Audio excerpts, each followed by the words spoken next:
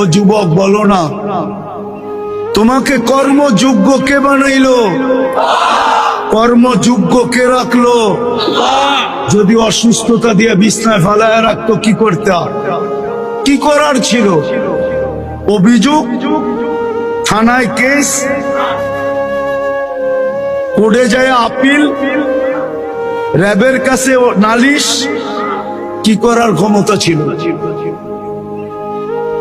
অস্তিত্বটাকে দিল। কর্মযোগ্যকে বানাইলো। কর্মযোগ্য কে রাখতেছে? কতটুকু নুন খাই, গুণ কতটুকু গাই? গুণ তো গাই না আল্লাহ।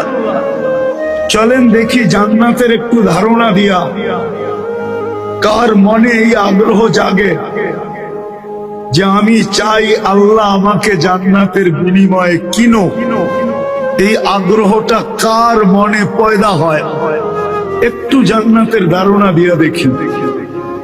আল্লাহ কিন্তু জান্নাত দিয়ে কিনতে চাইতেছেন। কিনবে কে? ক্রেতার